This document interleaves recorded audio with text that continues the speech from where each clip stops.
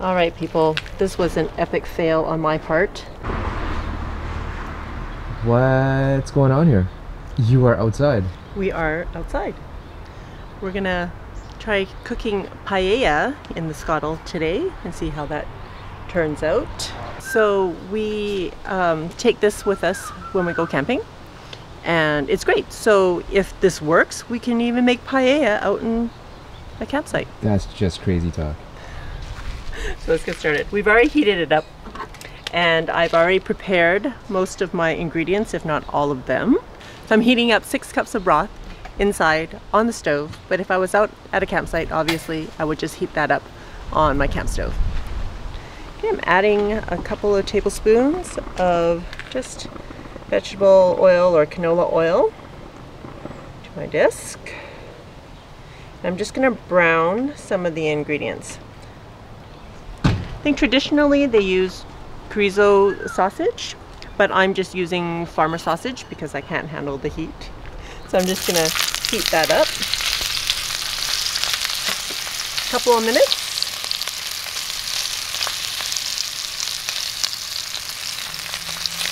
And if you're using raw sausage, just make sure you don't cook it all the way through, just 2 to 3 minutes of cooking and then remove it. So that, because it's going to cook all together later with the rice. So you just want to brown the sausages a little bit. Ow! Oh. So I'm removing them now. Anyways, this is about 1.25 pounds of sausage. I cut up 3 large farmer sausages, and that's what it yielded. But you want to have about 1 pound of sausage meat.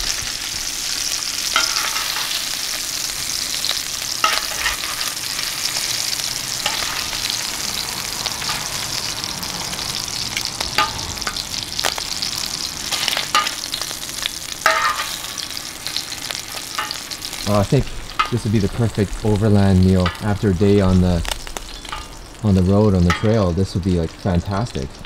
Yeah. All right. Leaving the oil in there, we're going to do our chicken. We have 3 pounds of chicken thighs in here that I've cut up into smaller pieces. I only cut them up into halves or thirds depending on how big the pieces of meat were. But I have about 14 thighs here.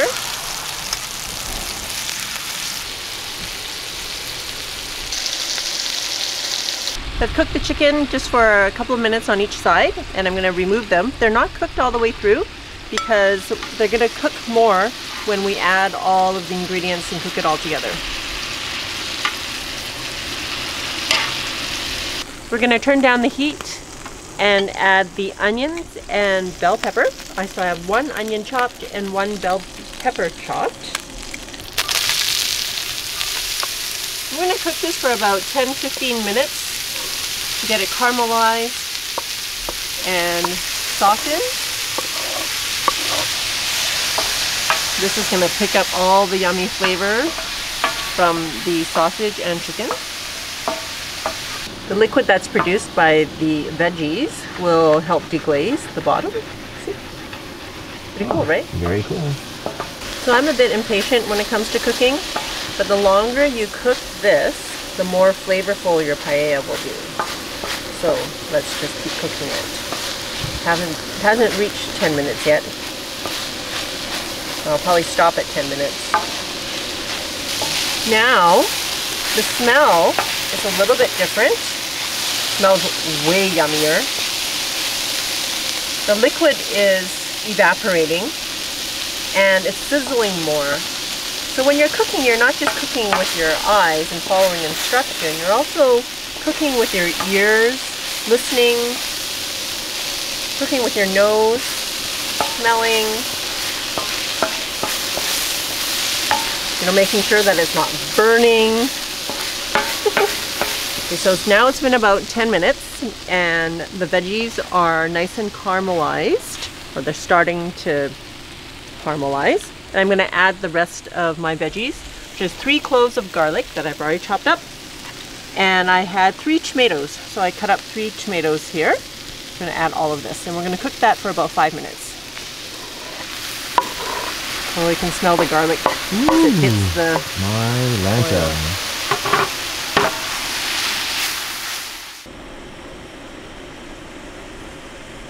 Okay, well, this is cooking down. I'm going to get my saffron ready. The saffron is probably the most expensive spice out there. When you buy it, it comes in a little package in a spice jar. So it's all folded up like this in a spice jar. And there's probably like, I don't know how much, like 0.5 grams, I think, in here.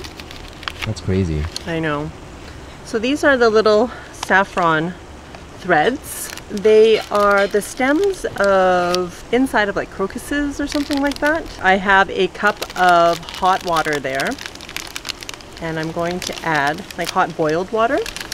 I'm just going to add a pinch of saffron, and I'm going to rub them through my fingers. Is that to rehydrate them? Yes and no. I just want the flavor to get through all of the rice. Wow, it really changed the color of the water fast. Yes, so that's why paella is yellow. It's because of saffron. So we're just going to let that sit for a little bit.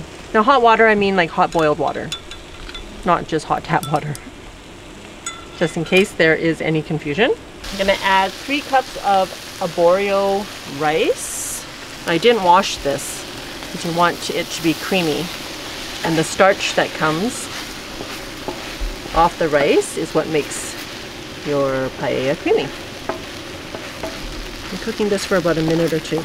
And the reason why I do the saffron separately, I don't just add the saffron to the broth, is because I'm going to add the saffron liquid now. I don't want to, just in case I don't use all the broth, I don't want to waste it. I'm going to pour this in now. There you go, get in there. Yeah, leave no saffron behind. Starting to absorb already into the rice. I'll pour some of the broth in here. I want the rice to be completely covered. So you can make this on your stovetop as well, but I don't have a pan this big. When you look for paella pans, they're really big. I don't know how anyone can cook it inside their home unless they're just cooking for a small amount. I'm going to start adding my meat back in. Maybe that liquid will move up a little bit. Chicken. Put all the juices in there too. Just adding some more broth to the top. I'm hoping that it won't go over the sides. We're just going to go over. Oh, it is. Oh, really close, really close. All right, people, this was an epic fail on my part. So I am transferring it all into my liquor set, and I'm just going to finish it like a risotto on the stove. I think we had too much food in the scuttle and it didn't really turn out. So I'm just going to finish it off on the stove. Maybe if I cut the ingredients in half, it would have been okay. But I thought the scuttle can handle the amount of food, which obviously it did not. But it's okay, we'll still eat it. It can still be saved. I still have to add my shrimp and spices too that I forgot to add. So due to my epic fail, I actually forgot to add all my spices also, or my herbs. So I'm gonna put in about a teaspoon of thyme, a teaspoon of parsley. Okay, maybe that's more than a teaspoon. I'll add a little bit more thyme. And about a tablespoon of paprika.